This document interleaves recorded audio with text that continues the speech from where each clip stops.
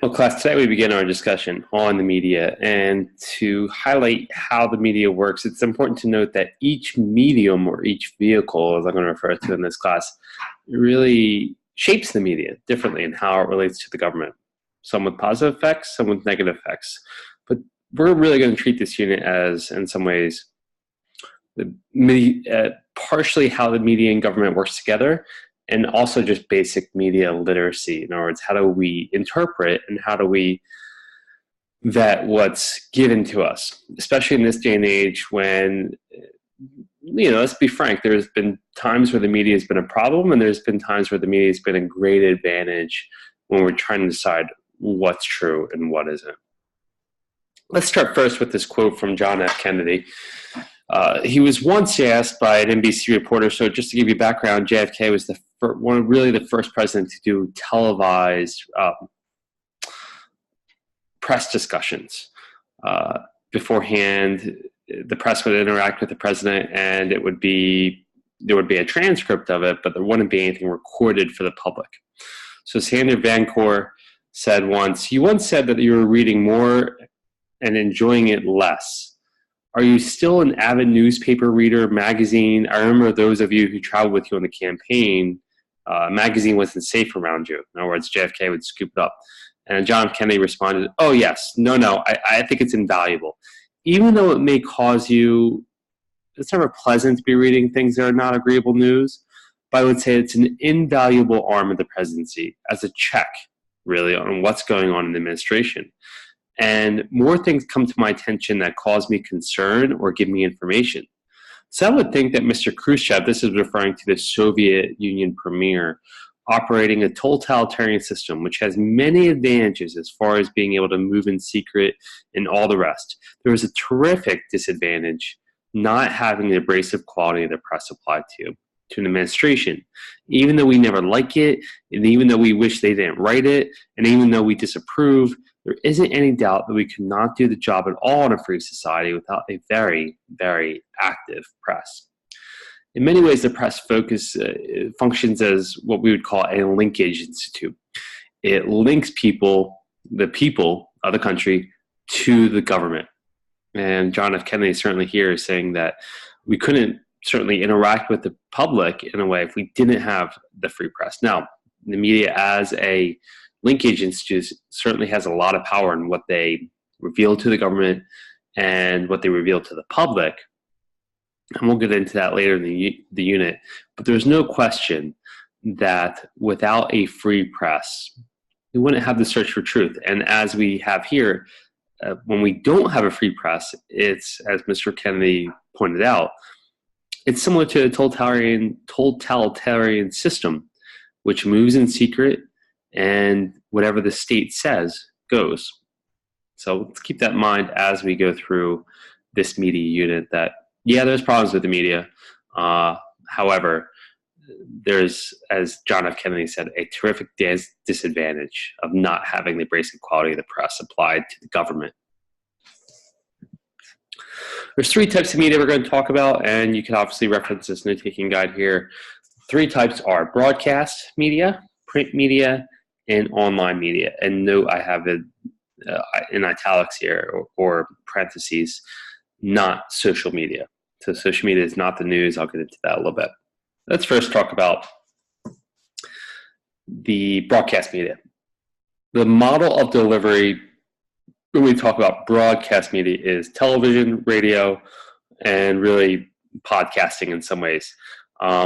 These are not the media itself. This is important for us to get under, or a podcast website. These are not the media itself. It's important to get that to understand. The television, the radio, the podcast app, whatever you use, are not the media. When I'm talking about the media, I am talking about people that actually create information and relay it to us, the public.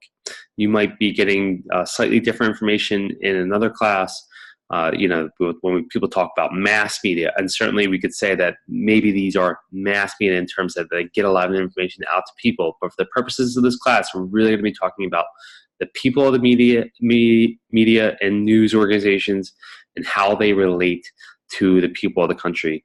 These forms, television, radio, podcast, internet, whatever they use, are simply the mode that they choose to get the information out, right? So let's talk about broadcast media, which I'm going to categorize as television, radio, and podcasts. Even though podcast can really really can be associated with the internet too, but we're going to, for the purposes of today's lesson, group it into broadcast media. So radio, when we talk about, your standard AM, FM radio that you might have on the car, is often very fast. It gets to a lot of people really quick. It's one reason that the government uses emergency broadcast system over radio, because if they want to get emergency out really quick, radio is often one way to do it. TV is another way. Now people are getting communications on their cell phones as well. It was first used by Franklin Delano Roosevelt just to communicate with the country very successfully. A lot of people felt that Franklin Delano Roosevelt was a friend because they got to know him in a way through the radio that wasn't available before then. Then entered television, and this includes network news, so often what I will refer to as, in some ways, the big five maybe, which would include your standard Fox channel, your standard ABC channel, your standard NBC and CBS channel, maybe PBS as well, something you could get without a cable subscription. And cable news is often in television as well.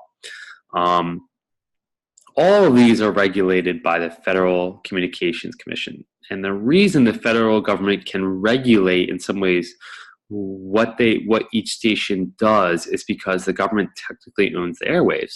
And when radio was developing in the 1940s and then later on television, there's a frequency, right? You tune your radio to 100.3 if you want to listen to some hip hop, or 92.7 if you want to listen to some country. In order to make sure that companies weren't broadcasting over one another, the Federal Communication Commission developed and essentially made sure that people were operating on their own frequencies. And we still want that today, right? We don't want a blackout caused by one company. That would be a problem because you'd only be getting one viewpoint.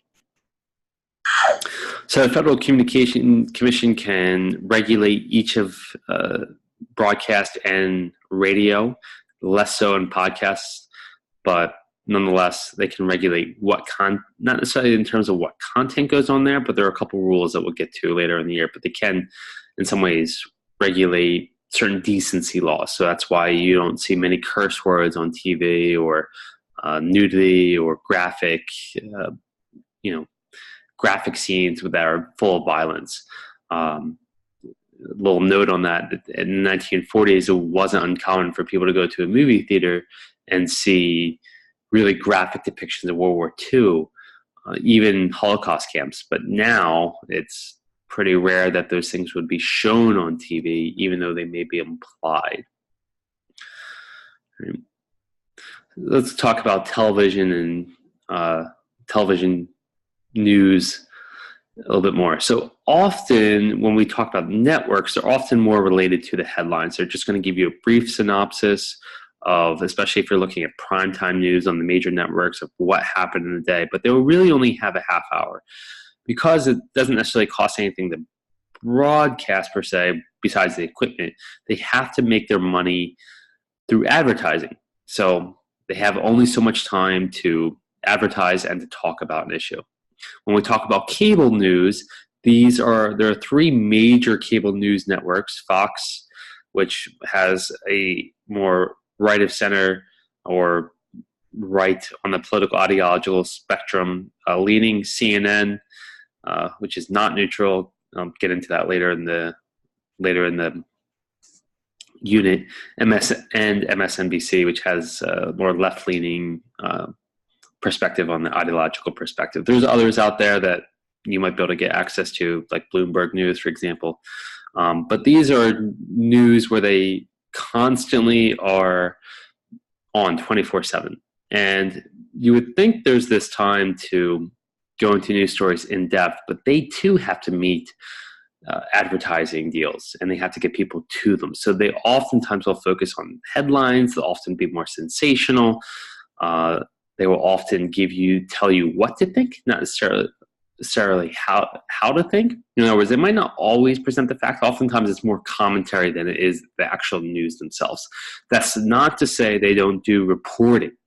Many of these organizations do have reporters that will go out and actually research and find out what happened, with whether it's dealing with a Ebola outbreak in Africa or something at the border. They often will go and do reporting, and for the most part, they're going to try and be as accurate as possible. They win nothing by being false. However, like I said, there's relatively little amounts of actual news there with very little depth. But the advantage to television is they have a wide array of audience. Most people, and including people I've polled in this class over the years, have gotten a lot of their news from cable or network news. And that's fine. It's not to say you can't be informed.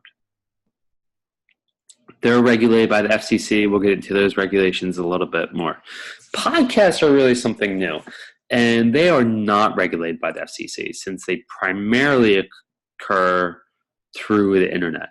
Nonetheless, they've been described as new radio. There's a ton of different shows out there. I would really encourage you to go and check some out. They're really good for your brain too, actually, because they force your brain to imagine things, unlike in television, force you to work. So people used to sit around the radio all the time, but now that's people listen to podcasts, myself included. Most of the time, they're more of a commentary on the news, though, especially if you're listening to one, whether it's on science or on politics or on education or on history. Oftentimes, very much more commentary. Very rarely, I'm not saying that there isn't some out there, do they deliver new facts. The New York Times has a podcast called The Daily, where they sometimes go over the daily news. Again, they're not necessarily revealing new facts. There are some podcasts out there. I listened to one a couple years ago called S-Town that was more investigative in nature. But for the most part, they're going to be a commentary or an exploration of an issue on the news. Are they the antithesis to cable or TV news, where they actually spend time developing an opinion and talking to people, oftentimes for an hour, so that you're not getting a quick soundbite or a quick thought. You're getting something that's a little bit more exploratory. Print media, let's talk about this. Print media is oftentimes, for the purposes of this class, are newspapers or magazines, and they're increasingly online components. I'll say that for broadcast media too as well. If they have a vehicle both online and TV, or online and the newspaper, I'm going to call them either print or broadcast, not necessarily online media. I'll get into what that is a little bit. Oftentimes, papers like this, like the Washington Post, the Wall Street Journal, the New York Times, Los Angeles Times, the Chicago Tribune, the Miami Herald, are often at the forefront of actual reporting. And what I mean by that is they are actually staffed by people that will do their due diligence and interview as many sides as they can and try to just present the facts. Their reporting is often very thorough.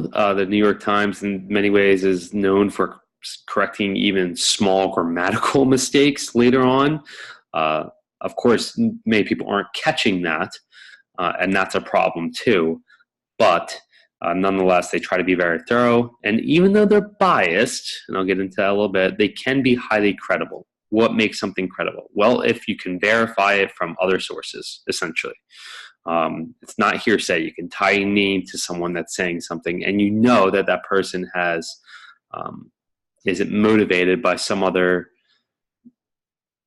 objective, and they have to, in other words, you can tell that they're telling the truth, right? You cross-check them against other people. Papers typically have a much smaller audience than broadcasts, and I'm excluding podcasts here, but their audience is much more, in some ways, influential and educated. Typically, the people that are reading the Washington Post and New York Times have a bachelor's degree or higher. Many of the top CEOs of the world and people in government will reference these two papers, Washington Post, New York Times, as the most credible, even though sometimes they're criticized, and there's some warrant to that. But oftentimes, if a report from one of those papers highlights the fact that they did something good, especially if someone in government, they will point to those two papers. So they have an extremely influential audience. The Washington Post was really good, influential in uncovering Watergate. New York Times was extremely influential in going into what was happening in the Vietnam War. Newspapers in general are much more open about their biases. So they will fully admit that they're going to support a certain candidate in an election, and here's why you should vote for them. They're not regulated by the FCC, so they're not as they have a little bit more First Amendment freedom. A little bit note on bias. Bias does not mean false. Everyone has a bias. I have a bias. You have a bias. We all have a filter in which we see the world. And so biases are naturally occurring, and this is going to be something you have to pay attention to for your test. They're naturally occurring. They're only a problem when your awareness of your bias is ignored, or you're not cross-checking a story because it fits your bias and you want to perpetrate your bias or your narrative. That's when it's a problem. And the media certainly is guilty of that from time to time, probably more often than they should be. But I want to highlight, if you say in your short answer questions on this test that, oh, the media is biased, well, so are you. And that's just something you have to be aware of. It's more important to be aware of where the bias is coming from. And that will help you sort out, okay, well, there's certain facts here that they're not reporting. There are certain facts they're overlooking. Or there's a worldview from which they're seeing the world that maybe isn't entirely accurate. But if they say, Johnny went into the store and took out 3 bags of Cheetos and robbed the cashier store of $50,000, well, that's not really a biased fact. That's a fact. So there's not necessarily bias before in that, just because that part's in there with Johnny was extremely violent. Well, that might be a little biased, and that might be something we have to question a little bit. But in terms of the facts versus the bias opinion in there, we can sort through that. And the last source is the internet. Speed is both the advantage and the disadvantage of online media. In some ways, it's great because any news organization can get their story out there as quick as possible. The public can be informed, especially, if you think about some sort of item that's going to affect the public daily. For example, a lot of plane rides were just canceled because a certain aircraft was grounded or not allowed to fly. That could be really useful to the public, and online media can be helpful there. It's a disadvantage when there's a crisis and it's still unfolding, because oftentimes the media will report just incorrect information because of what may be called the fog of war. They just don't have all that information. So speed is both an advantage on the online, and it's a problem because a false story can develop, and that's why some people will scream fake news. It's not so much that they're deliberately falsifying a story. It's just they simply reported too quickly. All broadcast and print media have an online subsidiary for the most part. That is, especially in the case of print, is going to go to a bigger audience than the main form of communication. Obviously, in television, people are going to watch television and get their news from television more than they will online, if that's their primary way of getting media. But when it comes to print, more people are going to get their information online than they are on the newspaper. In some ways, online media is replacing print. There's new media as well that is developed specifically in the age of the internet. These guys don't have any newspaper or television to speak of, and these who I will refer to as the online media, along with the online subsidiaries of the New York Times or MSNBC. They include Huffington Post, BuzzFeed, The Blaze, Daily Wire, The National Review, Slate, Mother Jones. The media landscape's really changed in the last 10 years because it used to be you had 3 or 4 major newspapers, 3 or 4 major networks that were all controlling where information came from. But the online environment, it's really exploded that, where there's now multiple different people coming in there. And it can be really hard to tell what's true and what isn't. And it also means that in some ways it has revealed in some ways how the major papers or major networks have controlled the narrative in some ways for so long, because now we have other people in there telling a story. It might have contributed as well to the conflict in our society, just because there's more people out there sharing their opinion easily. Social media, I wanted to talk about this. It's not the news, but it is a mode of getting news out there. It's not considered online media for the purposes of this class, okay? Social media is kind of like the radio or the television or the printed words. It's the vehicle for media, but it's not the media itself. So I have here a tweet from BBC, which is based in England. In 2017, Denmark was named the second best country in the European Union for gender equality. BBC News here is the source, and they're a broadcast type of media. Twitter, in this case, is the vehicle they use to communicate this news, but Twitter itself is not the news. And fake news in many ways has perpetuated more online. It's nothing new. It's been around really since the time of print itself. And, obviously everyone would go to the grocery store and get some tabloid out there that says that Tom Cruise was with an alien.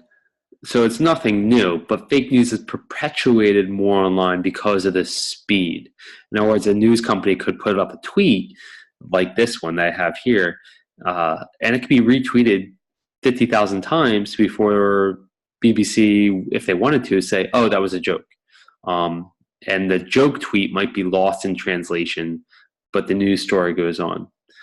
We'll get into a little bit more problems with fake news a little later on, and we somewhat touched on it already in this class with way back in February when we talked about confirmation bias.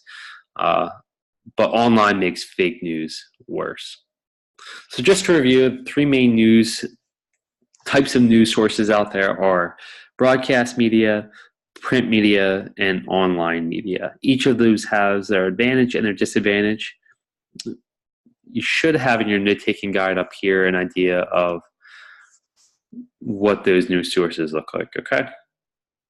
So you should have those filled out. And if you have any questions on this lesson, please ask me.